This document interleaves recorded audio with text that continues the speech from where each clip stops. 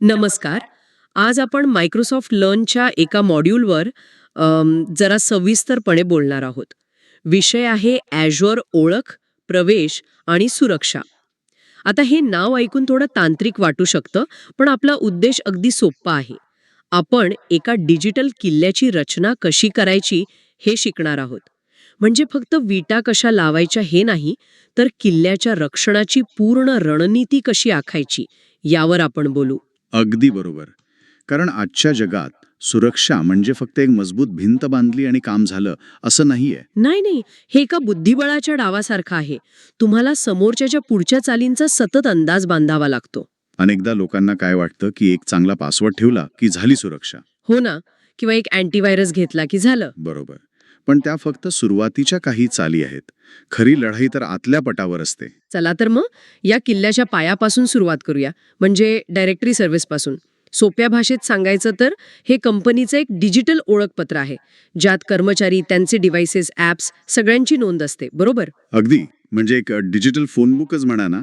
यात 2 प्रकार आहेत. एक म्हणजे ऑन प्रेमाइसेस ॲक्टिव्ह डिरेक्टरी, जे कंपनीच्या स्वतःच्या सर्व्हरवर असतं.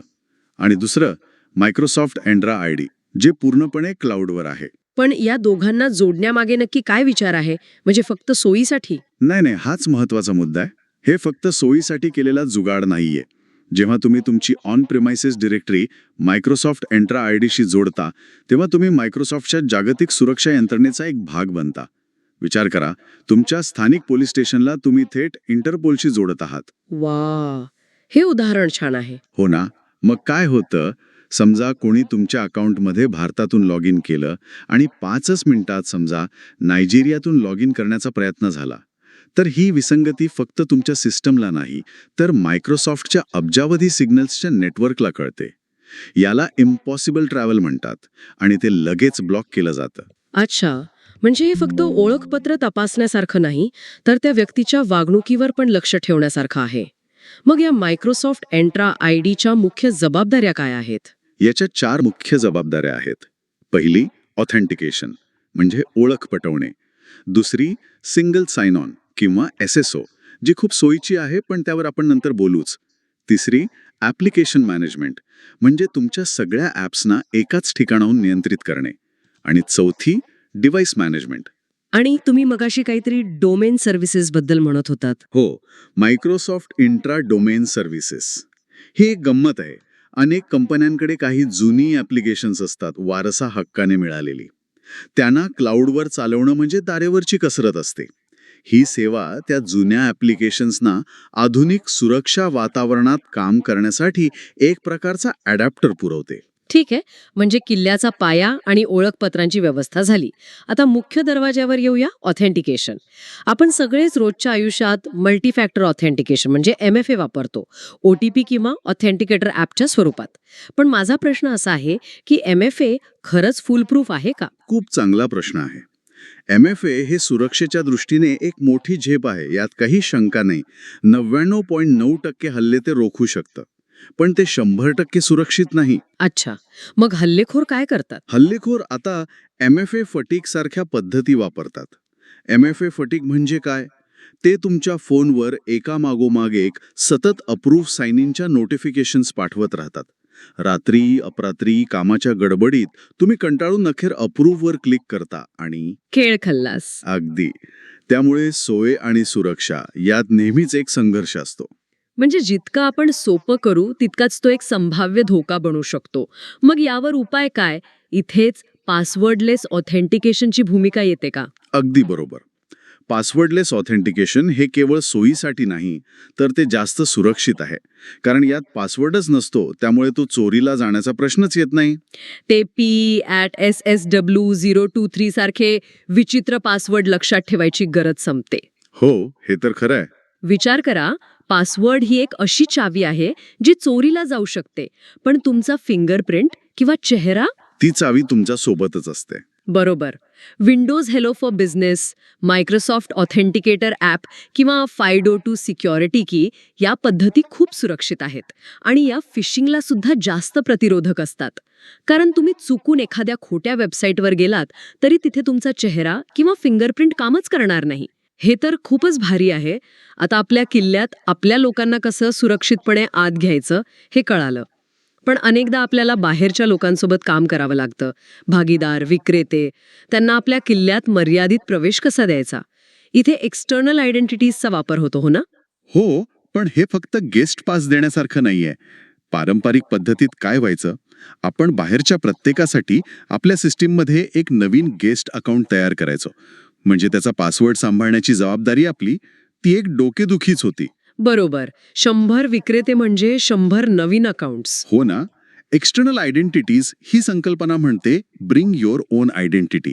म्हणजे तुमची ओळख तुम्ही तुमच्यासोबत घेऊन या. जर एखादा विक्रेता त्याच्या कंपनीच्या आयडीने किंवा गुगल आयडीने लॉग इन करत असेल, तर त्याच्या ओळखीची पडताळणी करण्याची जबाबदारी त्याच्या कंपनीची आहे, आपली नाही. आपण फक्त हे ठरवायचे की या ओळख असलेल्या व्यक्तीला आपल्या किल्ल्यातल्या कोणत्या भागात प्रवेश द्यायचा. बा, म्हणजे व्यवस्थापन खूप सोपं होतं. आता किल्ल्यात कोण येणार, कसं येणार हे ठरलं. पण प्रत्येकासाठी नियम सारखे नसतात. इथेच कंडिशनल ॲक्सेसची संकल्पना येते, ज्याला आपण हुशार बाउन्सर म्हणतो. पण हा बाउन्सर नक्की काय काय तपासतो? हा बाउन्सर खूपच हुशार आहे. तो फक्त तुम्ही कोण आहात हे पाहत नाही. तो बघतो तुम्ही कुठून लॉग इन करत आहात, कोणतं डिव्हाइस वापरत आहात, ते सुरक्षित आहे का, आणि सर्वात महत्त्वाचं म्हणजे तुमच्या लॉग इनमध्ये काही धोका आहे का, म्हणजे रिअल टाईम रिस्क आहे का, हेही तपासतो.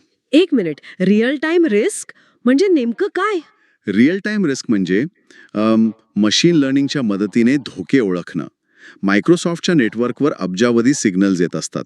यशस्वी लॉग इन, अयशस्वी प्रयत्न, व्हायरस हल्ले, या प्रचंड डेटामधून ते धोक्याचे नमुने ओळखतं. जसं की तुमचं युजर नेम आणि पासवर्ड जर डार्क वेबवर विकायला आले असतील, किंवा तुम्ही अशा नेटवर्कवरून लॉग इन करत असाल जिथून मालवेअर पसरवला जातोय. अरे बाप रे. हो, ह्या सगळ्या गोष्टी रिस्क सिग्नल म्हणून गणल्या जातात. आणि मग तो बाउन्सर म्हणजे कंडिशनल ॲक्सेस ठरवतो की तुम्हाला आत येऊ द्यायचं, की MFA मागायचं, की थेट ब्लॉक करायचं.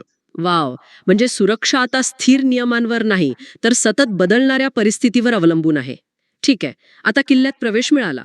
पण आत आल्यावर प्रत्येकाला खजिन्यापर्यंत पोहोचण्याची परवानगी नसते. इथे रोल बेस्ड ॲक्सेस कंट्रोल म्हणजे RBAC कामाला येतं. याचं मुख्य तत्व आहे कमीत कमी विशेषाधिकार. पण गंमत म्हणजे अनेक कंपन्या यातच सर्वात मोठी चूक करतात. ही चूक तांत्रिक असते की व्यवस्थापकीय? अरे, ही चूक 99% वेळा व्यवस्थापकीय असते. RBAC हे एक शक्तिशाली साधन आहे, पण ते तेव्हाच काम करतं जेव्हा तुम्हाला नक्की कोणाला काय आणि कशासाठी ॲक्सेस द्यायचा आहे हे स्पष्ट माहीत असतं. कंपन्या अनेकदा काय करतात, ते ओनर किंवा कॉन्ट्रीब्युटर सारखे खूप व्यापक अधिकार असलेले रोल्स सरसकट सगळ्यांना देऊन टाकतात.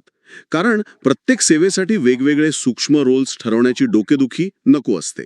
अच्छा, म्हणजे एखाद्याला फक्त व्हर्च्युअल मशीन सुरू बंद करायची असते, पण त्याला अख्खी मशीन डिलीट करायचा अधिकार मिळतो. अगदी.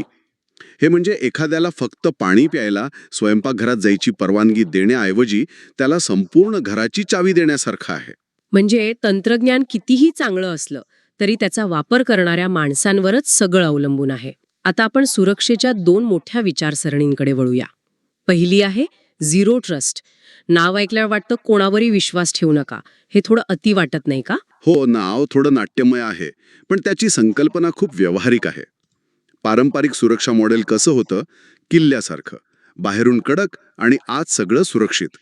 एकदा तुम्ही आत आलात की तुम्ही विश्वासाच्या वर्तुळात आहात असं मानलं जायचं. झिरो ट्रस्ट म्हणतं की असं कोणतंही विश्वासाचं वर्तुळ अस्तित्वात नाही. धोका बाहेरूनही येऊ शकतो आणि आतूनही. त्यामुळे प्रत्येक विनंतीची प्रत्येक वेळी पडताळणी करा. या 3 मुख्य तत्व आहेत असं मी ऐकलंय. हो, पहिलं स्पष्टपणे सत्यापित करा. दुसरं, किमान विशेषाधिकार वापरा, ज्यावर आपण आत्ताच बोललो. आणि तिसरं आणि सर्वात महत्त्वाचं, भंग झाला आहे असे गृहीत धरा, अज्युम ब्रीच. हे शेवटचं तत्व थोडं भीतीदायक वाटतं. अज्युम रिच म्हणजे हल्ला झालाच आहे असं समजून काम करा. याचा नेमका अर्थ काय? याचा अर्थ असा नाही की सतत घाबरून राहा. याचा अर्थ असा आहे की संरक्षणासोबतच हल्ला झाल्यास तो लवकरात लवकर कसा ओळखावा आणि त्याचा प्रभाव कसा कमी करावा यावरही तितकाच भर द्या. म्हणजे तुमच्या किल्ल्याला फक्त भिंती बांधू नका, तर आतमध्ये CCTV कॅमेरे, अलार्म सिस्टम ही सगळी तयारी पण ठेवा. बरोबर. आणि याच विचाराला पुढे घेऊन जातं दुसरं मॉडेल, डिफेन्स इन डेप्थ. याला आपण सुरक्षेचा कांदा म्हणतो, कारण त्याला अनेक पापुद्रे असतात. तुम्ही कंडिशनल ॲक्सेस पॉलिसी लावली आहे की अनोळख्या ठिकाणाहून लॉग इन केल्यास MFA लागेल. इथे तुमचा ओळख आणि प्रवेश हा दुसरा स्तर कामाला आला आणि त्याने हल्ला रोखला. अगदी. आणि समजा हल्लेखोराने MFA सुद्धा पार केला. आता तो तुमच्या नेटवर्कमध्ये आहे, पण तुम्ही नेटवर्क सेगमेंटेशन वापरला आहे, ज्यामुळे तो फक्त मर्यादित सर्व्हरपर्यंतच पोहोचू शकतो, महत्त्वाच्या डेटाबेसपर्यंत नाही. इथे तुमचा नेटवर्क हा तिसरा स्तर कामाला आला. म्हणजे एकच मजबूत भिंत बांधण्याऐवजी अनेक पातळ पण वेगवेगळ्या प्रकारच्या भिंती बांधणं.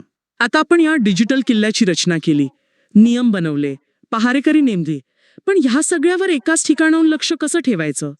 इथे मायक्रोसॉफ्ट डिफेंडर फॉर क्लाउडची भूमिका येते का? अगदी बरोबर. मायक्रोसॉफ्ट डिफेंडर फॉर क्लाउड हे तुमच्या किल्ल्याचा सुरक्षा नियंत्रण कक्ष आहे, एक कंट्रोल रूम. हे तुमच्या सगळ्या मालमत्तेवर Azure, AWS, GCP किंवा तुमच्या स्वतःच्या डेटा सेंटरमध्ये सतत नजर ठेवून असतं. ते 3 मुख्य कामं करतं. पहिलं, सतत मूल्यांकन करणे, म्हणजे तुमच्या सुरक्षेत काही त्रुटी आहेत का हे तपासणे. दुसरं, सुरक्षित करणे, म्हणजे आढळलेल्या त्रुटी कशा दुरुस्त करायच्या याच्या सूचना देणे. आणि तिसरं, संरक्षण करणे, म्हणजे सक्रिय हल्ले शोधणे आणि त्यांना रोखणे. यात सिक्युअर स्कोर नावाची एक संकल्पना आहे. तो फक्त एक रिपोर्ट कार्डमधला आकडा आहे की त्याचा काही व्यावहारिक उपयोग पण आहे? नाही, तो फक्त आकडा नाहीये. तो रिपोर्ट कार्डमधल्या आकड्यापेक्षा खूप जास्त आहे. तो तुम्हाला एक प्राधान्यक्रमानुसार कामांची यादी देतो. तो सांगतो की हे 5 बदल केल्यास तुमचा स्कोर 15% वाढेल आणि तुमचे सर्वात मोठे धोके कमी होतील. त्यामुळे तो एक निष्क्रिय आकडा नाही, तर एक सक्रिय मार्गदर्शक आहे. पण माझा स्कोर 90% आहे, याचा अर्थ मी 90% सुरक्षित आहे असं म्हणता येईल का? नाही, असं मुळीच नाही. सुरक्षा अशी मोजता येत नाही. तो स्कोर फक्त हे दर्शवतो की तुम्ही मायक्रोसॉफ्टने सुचवलेल्या सर्वोत्तम सुरक्षा पद्धतींपैकी किती टक्के पद्धती लागू केल्या आहेत. त्यामुळे स्कोर हे एक साधन आहे, अंतिम ध्येय नाही. तर आजच्या या सखोल चर्चेतून आपण केवळ Azure सुरक्षेची साधनं पाहिलीच नाहीत, तर त्यामागे असलेली रणनीती आणि विचारसरणी समजून घेतली. आपण डिरेक्टरी सर्व्हिसेस या पायापासून सुरुवात केली, ऑथेंटिकेशनच्या दरवाज्यातून आत आलो आणि शेवटी झिरो ट्रस्ट आणि डिफेन्स इन डेप्थ यांसारख्या सुरक्षाविषयक मानसिकतेवरही चर्चा केली. निश्चितच. आणि यातून एक महत्त्वाचा धडा मिळतो की सुरक्षा हे एक उत्पादन नाही जे तुम्ही विकत घेऊ शकता. ही एक सतत चालणारी प्रक्रिया आहे. सतत पडताळणी करणे, परिस्थितीनुसार बदलत राहणे आणि सर्वात महत्त्वाचं म्हणजे तंत्रज्ञानावर आंधळा विश्वास न ठेवता त्याचा योग्य वापर करणे. आजची चर्चा संपवताना श्रोत्यांसाठी एक विचार सोडून जातो. आपण आपल्या घराला कुलूप लावतो, पण खिडकी उघडी ठेवतो का? आपल्या डिजिटल जीवनात आपलं उघडं राहिलेलं दार किंवा खिडकी कोणती आहे? कदाचित तो एक जुना अन्न वापरलेला ॲप असेल किंवा तो एक सोपा पासवर्ड असेल जो आपण अनेक ठिकाणी वापरतो. सुरक्षेचा सर्वात महत्त्वाचा थर म्हणजे तंत्रज्ञान नाही, तर आपली जागरूकता आहे.